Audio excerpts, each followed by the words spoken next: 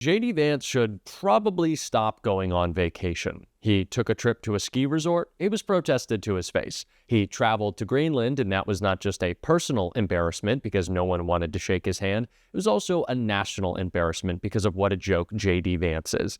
And today he traveled to the Vatican, and it went about just as badly. I would say even worse because of what Pope Francis did to humiliate JD Vance and what he had to say as well. We are going to get into all of it, but before we do, if I could quickly ask you to leave a like on this video, and if you haven't already and you enjoy our channel, to hit that subscribe button. It goes a long way, and it really does mean a lot to me. Now, there has been some tension and a back and forth between the Pope and JD Vance, and it all started after a very brave bishop, you may remember this, spoke out against the Trump administration after Trump was inaugurated. And so for context, before we get into what happened at the Vatican today, I want to take a listen to that very brave bishop.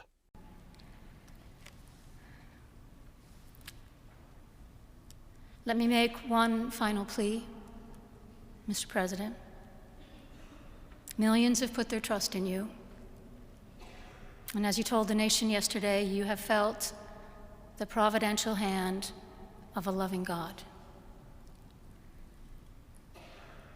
In the name of our God, I ask you to have mercy upon the people in our country who are scared now.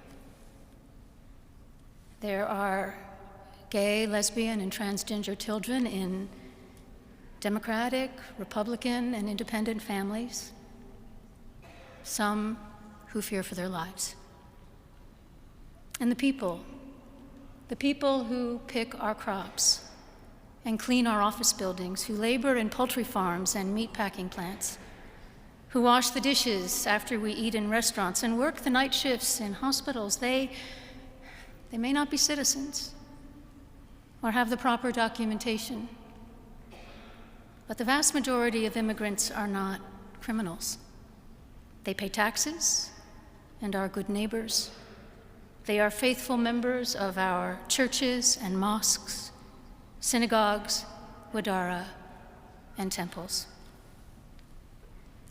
I ask you to have mercy, Mr. President, on those in our communities whose children fear that their parents will be taken away, and that you help those who are fleeing war zones and persecution in their own lands to find compassion and welcome here.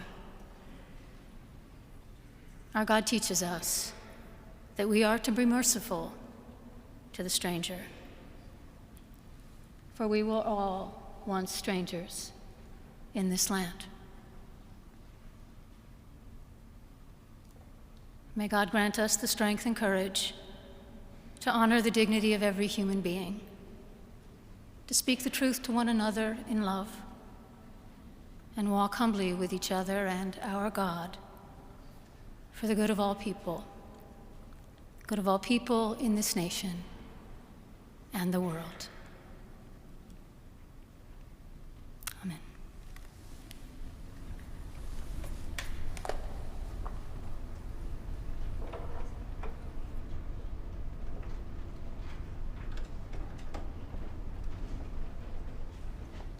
Now, as those words have turned into a very scary reality, that message becomes all the more important.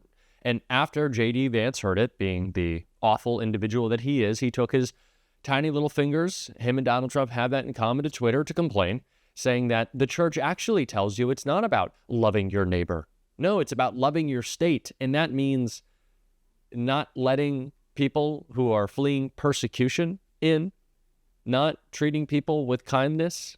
It's all about nationalism. That was the message of Christ, according to JD Vance.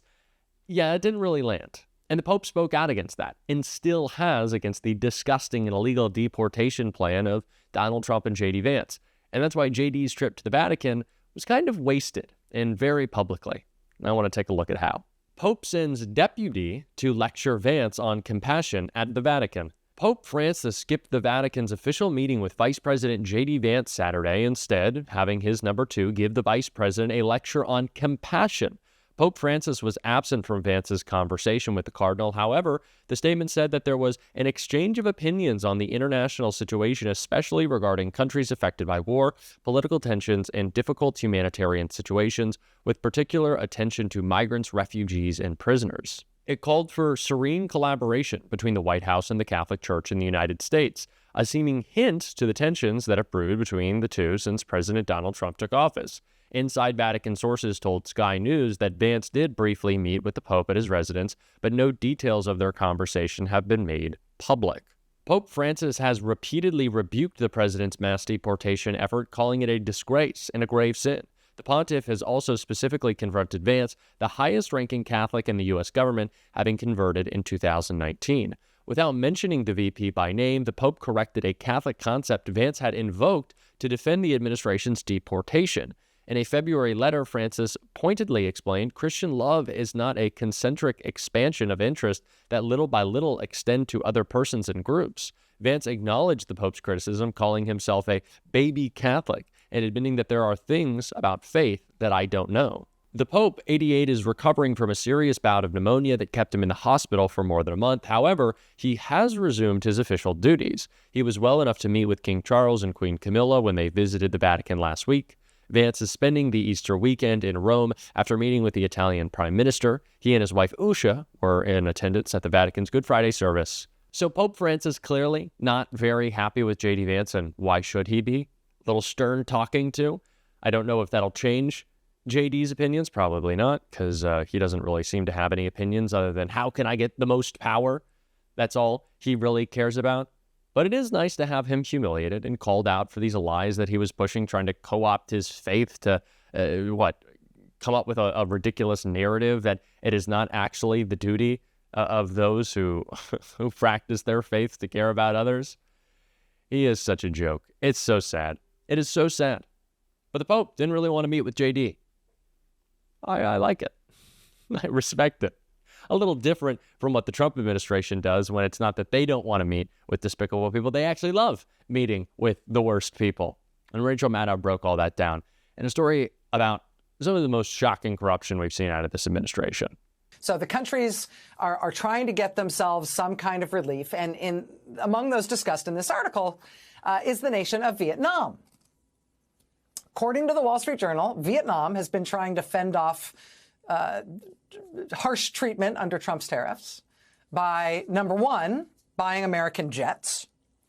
Number two, allowing the Starlink internet service that's owned by Donald Trump's top campaign donor, Elon Musk, to operate inside their country. Weird that they decided that was a good idea. And number three, here's the kicker. Vietnam has also, quote, decided to accelerate the approvals for a $1.5 billion Trump resort in Vietnam. Oh, weird how that might get you better treatment from the U.S. government. I mean, I'm sure Vietnam has lots of good reasons to make sure a Trump Organization resort project is moving forward. Lots and lots and lots of them. It's weird that they think that might be correlated with the U.S. government giving them some sort of favorable treatment. But let's just stick a pin in that one for a second. There's another story I want to tell you. And I will tell you, even though I'm going to use the word cryptocurrency in telling you this story, don't worry, you don't have to understand anything about cryptocurrency in order to get this story. But here it is. A couple of years ago, the Justice Department accused an online cryptocurrency company that's called Binance of being basically a supermarket for crime. DOJ accused Binance of being a giant money laundering hub for terrorists and cyber criminals and customers in sanctioned countries like Iran and Russia. Binance pled guilty. They paid over $4 billion. That was the largest fine ever in the history of crypto. Its founder spent 4 months in prison. Ever since, Binance has been overseen by U.S. government-appointed monitors who ensure that Binance is no longer a supermarket for crime. It is now following the law and making sure Binance is only operating overseas and not operating in the United States at all. Now, Binance, naturally, they would very much like to get out from under that oversight, and they would very much like to operate in the United States again. But to do that, they need to get these pesky government monitors off their back. They need the U.S. government to decide they are out of the doghouse. And it would make their return easier, of course, if their founder were no longer a convicted felon. Well, when Donald Trump won the election last year, Binance sensed opportunity.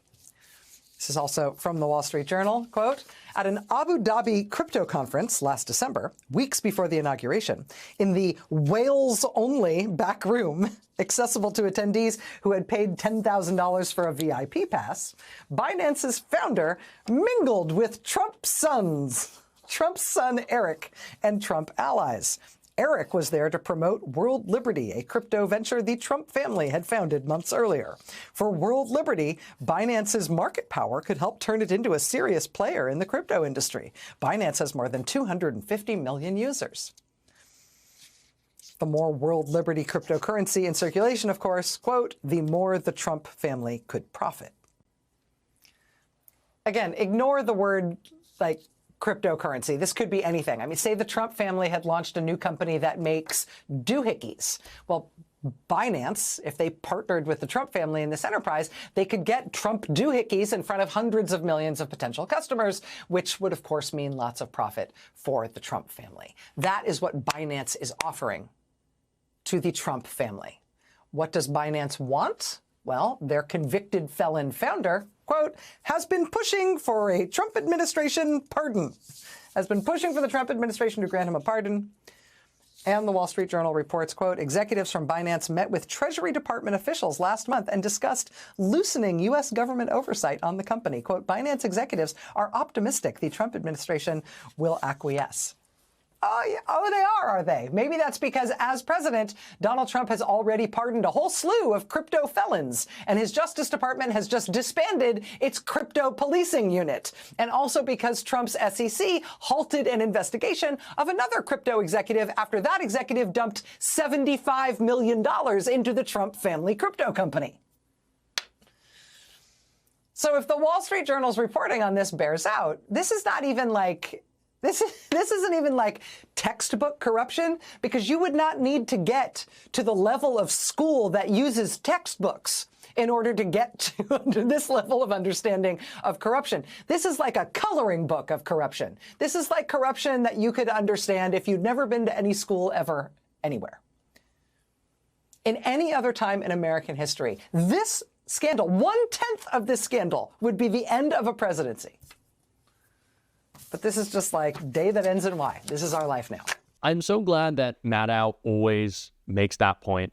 If this was any other administration, this would be the story all the time. This would be game changer. It would be over. And yet we just move on. And I know we have to not move on, but try to cover it all. But it is important to remember that just because there are somehow more egregious scandals, it does not take away how bad all the other ones are. They still are important to talk about. And that's why we are going to, on the show every single day. If you want to support that, as always, you can hit that subscribe button. You can leave a like on this video. And if you stuck around to the end, drop a blue heart in the comments. And until next time, I'll see you soon.